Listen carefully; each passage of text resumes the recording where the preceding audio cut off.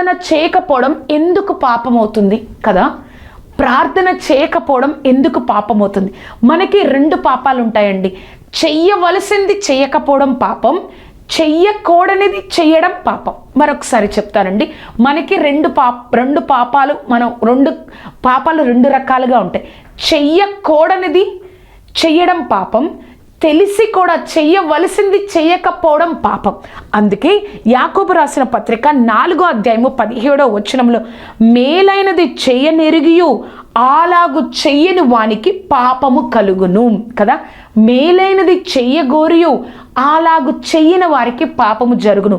అందుకే 1 తెస్సలోనిక 5:17లో ఎడతెగక ప్రార్థన చెయ్యుడి అని దేవుడు చెప్పారు. ఆ ఎడతెగక ప్రార్థన చెయ్యుడి, మీరు ప్రార్థనకు నీ జీవితంలో ప్రాముఖ్యతనివ్వుడి అని దేవుడు చెప్పినప్పుడు చెయ్యగోరినియు చెయ్యటకుయు మేలైనదియు చెయ్యనెరిగి ఆ విధంగా చెయ్యకపోవడమే పాపం కదా. ఇప్పుడు అర్థమైందా ప్రార్థన చెయ్యకపోవడం ఎందుకు పాపమో? చెయ్యవలసింది చెయ్యకపోవడమే పాపం, చెయ్యకూడనిది చేయడం పాపం. అది కాదు, చెయ్యగోరినది తెలిసి కూడా నువ్వు చెయ్యకపోవడమే ఒక పాపం. ఈ యొక్క ఫస్ట్ పాయింట్లో కూడా ABCD మనం నేర్చుకుందామండి. ఏ చూసినట్లయితే ప్రార్థన చెయ్యకపోవడం దేవునిని అవమానించడం. అవునా? ప్రార్థన చేయకపోవడం అనేది మనము దేవుణ్ణి అవమానించడం అవుతుంది.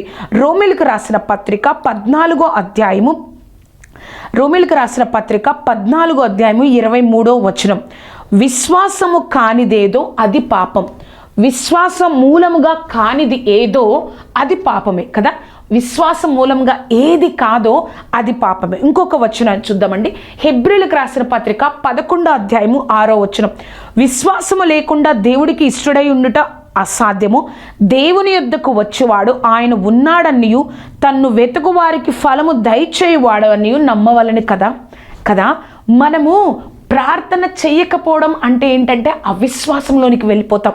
ఇప్పుడు ఈ లోకానుసారంగా కుటుంబంలో ఒక తండ్రి ఉన్నాడు అనుకోండి, ఆ పిల్లలు తండ్రికి విలువ ఇవ్వకపోతే తనకి ఎంత అవమానం కదా, ఎంత అవమానం కదా. ఆ తండ్రికి, యజమానుడికి విలువ ఇవ్వకపోతే ఎంత అవమానం కదా ఆ తండ్రికి. మనము కూడా ప్రార్థన చేయకుండా ఒక అవిశ్వాసంలో వెళ్ళిపోతున్నామంటే అది నువ్వు దేవుణ్ణి అవమానిస్తున్నావని అర్థం. అర్థమైంది కదా అండి. రోమీయులకు రాసిన పత్రిక 14:23లో విశ్వాసం మూలంగా కానిది ఏదో అది పాపం. అలాగే ఎవరైతే దేవుడి దగ్గరకు వచ్చేవారు దేవుడు ఉన్నారని ఆయన దగ్గరకు వచ్చే వారికి ఫలము దయచేస్తారని మనం నమ్మాలి కదా. నమ్మకుండా అవిశ్వాసంగా ఉన్నామంటే అది పాపము. కాబట్టి దేవుడి వైపు చూస్తూ విశ్వాసంలో ముందుకు సాగుతూ ఆయన వైపు చూస్తూ నిరీక్షణ కలిగి ఉండాలండి.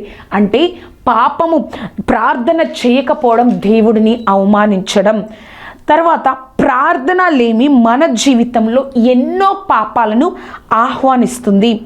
ప్రార్థన లేమనేది మన జీవితంలో ఎన్నో ఆ యొక్క పాపాలకు ఒక వెల్కమ్ చెప్తుందంట పాపం అనేది. మత్తయి సువార్త 26:41, 22:40 అసలు శోధనలో పడకుండా ఉండాలంటే ఏం చేయాలి? మనము మెలకువగా ఉండి ప్రార్థన చేయాలి కదా. మన జీవితంలో మన యొక్క ప్రతిదానికి భయపడే స్థితి, అంతేకాదు మన జీవితంలో ప్రతిదానికి కృంగిపోయే స్థితి, మనం ఇప్పుడు అనుభవిస్తున్న ఆ భయంకరమైన స్థితి, ఇప్పుడు అనుభవిస్తున్న ఆ అనారోగ్యం, ఇప్పుడు అనుభవిస్తున్న సంతృప్తి లేని జీవితం, ఇప్పుడు అనుభవిస్తున్న అసమాధానమైన జీవితం, ఇవన్నీ కూడా దేనివల్ల వచ్చాయో తెలుసా? ప్రార్థన లేమి వల్ల అనేకమైన పాపాలు మన మీద అధికారం ఉన్నాయండి. ప్రార్థన లేమి వల్ల మన జీవితంలో అనేకమైన పాపాలు ఎలా ఉన్నాయంటే మన మీద అధికారాన్ని చలాయిస్తున్నాయి. కొన్ని సంవత్సరాల క్రితం నువ్వు ఎంతగానో ప్రార్థన చేయాలి అన్న ఒక సమయం పెట్టుకొని రోజులో నువ్వు ప్రతిరోజు ప్రార్థన చేసేవాడివి, ప్రతిరోజు ప్రార్థన చేసేదానివి. కానీ కొన్ని నెలలు, సంవత్సరాలు, కొన్ని రోజుల నుంచి నీ జీవితంలో ప్రార్థనని పక్కన పెట్టావు. అంటే నీ మీద పాపానికి అధికారాన్ని నువ్వే ఇచ్చావు. నీ మీద ఆ యొక్క సాతాను పెట్టే ఆ శోధనలకు, ఆ పాపానికి అధికారాన్ని ఎవరు ఆహ్వానించారో తెలుసా? నీ ప్రార్థన లేని జీవితమే నీ మీద పాపం చేయడానికి ఆహ్వానించింది కదా. ప్రార్థన లేమి మన జీవితంలో ఎన్నో పాపములను ఆహ్వానిస్తుంది. ఫస్ట్ పాయింట్లో సి చూస్తుంటే పాపము ఎవరికి విరోధంగా చేసావు కదా. పాపం అనేది మనము ప్రార్థన చేయకపోవడం పాపము అని అనుకుంటున్నాం. అసలు ఆ పాపం అనేది నువ్వు నేను ఎవరికి విరోధంగా చేసాం? తప్పిపోయిన కుమారుడు ఆ యొక్క బుద్ధి కలిగినప్పుడు తప్పిపోయిన కుమారుడు అంటాడు, తండ్రి నీకును పరలోకానికి విరోధంగా నేను పాపము చేశాను అని ఆ యొక్క తప్పిపోయిన కుమారుడు అంటాడు. లూకాసు వార్త 15:21 నేను పరలోకమునకు విరోధంగాను నీ ఎదుటను పాపము చేసి తిని ఇక మీదట నీ కుమారుణ్ణి అనిపించుకొనుటకు నేను యోగ్యుడను కాను అంటాడు. మనము పాపం చేసాం, పాపము చేసి దేవుడికి విరోధంగా నేనేం పాపం చేయలేదు అంటే ఎలాగా? దేవుడు మన జీవితంలో ఆ యొక్క అద్భుత కార్యాలు ఆశ్చర్య కార్యాలు జరగడానికి, ఆ ప్రార్థన జరగకుండా ఉండడానికి ఎవరు అవకాశం ఇచ్చారో తెలుసా? నువ్వు నేను ప్రార్థన లేని జీవితాన్ని గడపడం ద్వారా మనమే ఆ యొక్క ఆశీర్వాదాలు అద్భుత కార్యాలు మన జీవితంలో జరగకుండా అడ్డుపడిపోతున్నామండి. మనము ఎవరికి విరోధంగా పాపం చేసామో తెలుసా? దేవుడికి విరోధంగా ప్రార్థన చేయకుండా పాపము చేసి నేను దేవుడికి విరోధంగా పాపం చేయలేదు, నేను ఏమీ చేయలేదు అని చెప్తే ఏ విధంగా ఉంటుంది? దేవుడు మనతోనే మాట్లాడుతున్నారు. పాపము ఎవరికి విరోధంగా పాపం చేసావు? ప్రార్థన చేయకుండా దేవుడికే విరోధంగా నువ్వు నేను పాపము చేశాము అని ఆ గొప్ప దేవాది దేవుడు మనతో మాట్లాడుతున్నారు. ఎంత భయంకరమో కదా. మన జీవితంలో అద్భుత కార్యాలు ఆశ్చర్య కార్యాలు చేయాలని ఆయన ఎంతగానో ఎదురు చూస్తూ ఉన్నారు. కానీ ఆ ప్రార్థనలో మనం సిద్ధపడకుండా, ప్రార్థన జీవితంలో ఈ లోకానుసారమైన ఆలోచనలు తలంపుల్ని మనం సరి చేసుకునే అవకాశం మనకు ప్రార్థన జీవితం లేకపోవడం వల్ల, సరి చేసుకునే అవకాశమే మన జీవితంలో లేకపోవడం వల్ల మన జీవితంలో ఏ కార్యము, ఏ అద్భుతము, ఏ యొక్క ఆశీర్వాదం లేకుండా మనం బ్రతికేస్తూ ఉన్నాం కదా. ఇప్పటికైనా గుర్తుపెట్టుకో, నువ్వు దేవుడికి విరోధంగా పాపం చేస్తున్నావు. ఆ ఫస్ట్ పాయింట్లో డి చూస్తే వాక్యంలోని అనుభవాలను అన్వయించుకోకుండా ఆగిపోతున్నామన్న దోషము మన మీద ఉంటుంది. మరొకసారి చెప్తానండి, వాక్యంలోని అనుభవాలను అన్వయించుకోకుండా ఆగిపోతున్నామన్న దోషము మన మీద ఉంటుంది. మనకి దేవుడు ఎన్నో వాగ్దానాలు ఇచ్చారు కదా. ఆ వాగ్దానాలన్నిటినీ మనం ఎలా సిద్ధపడాలి? మనకిచ్చిన వాగ్దానాలు ఎలా ఉంటాయో తెలుసా అండి?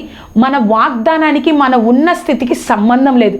కానీ ఆ సంబంధం లేని వాటిని దేవుడి చిత్తంలో మనం పొందుకోవాలంటే ప్రార్థనలోనే సిద్ధపడాలండి. అందుకే ఆత్మ మన పక్షంగా ప్రార్థన చేసి ఆత్మ తానే మన పక్షంగా విజ్ఞాపన చేయుచున్నాడు కదా. ఆత్మ మన పక్షంగా విజ్ఞాపన చేస్తూ ఉన్నప్పుడు మనం ఇంకా ఇంకా ఇంకా మనం ఆ పరిశుద్ధాత్మను మనల్ని బట్టి విజ్ఞాపన చేస్తున్నప్పుడు మనము కూడా ఆయనకి లోబడి ఆయనకి సమర్పించుకొని ఆ యొక్క వాగ్దాన నెరవేర్పు కోసం నువ్వు ఎలా సిద్ధపడాలో, ఏ విధంగా ఉండాలో, ఎలాగ నిలబడాలో, ఎలాగ దేవుడి యొక్క వాగ్దానాన్ని పొందుకోవాలో నువ్వు ప్రార్థనలో తప్పితే ఇంకెక్కడ సంపాదించుకోలేవండి, ఎక్కడ సిద్ధపడలేవండి. దేవుడు మనతోనే మాట్లాడుతున్నారు. ఆ వాగ్దానాలు మన జీవితంలో ఎందుకు నెరవేరట్లేదు? వాగ్దానమేగానే ఉంటుంది కానీ మన జీవితాలు ముగించిపోతున్నాయి. వాగ్దానంగానే ఉంటుంది కానీ మన జీవితాలు ఏ ఆశీర్వాదంకరం లేకుండా మన జీవితాలు ఉంటున్నాయి. దేవుడు మనతోనే మాట్లాడుతున్నారు. కాబట్టి ఆ వాగ్దాన అనుభవించకుండా మన జీవితంలో ఒక దోషము, ఒక అధికారము మన జీవితంలో ఉండడానికి కారణం ఆ ప్రార్థనలేమి కదా. అర్థమైంది కదా. ఫస్ట్ పాయింట్ మనం చూసాము, ప్రార్థన చేయకపోవడం ఎందుకు పాపమో చూసాము. మొట్టమొదటిగా ప్రార్థన చేయకపోవడం దేవుణ్ణి అవమానించడమే చూసాము. రెండవ బి చూసినట్లయితే ప్రార్థనలేమి అనేకమైన పాపాలు మన మీద అధికారం ఆహ్వానిస్తుంది. ఎవరికి విరోధంగా పాపం చేశాము? డి చూసాం, వాక్యంలోని అనుభవాలను అనుభవించుకోకుండా ఆగిపోతున్నామన్న దోషము మన మీద ఉంటుంది.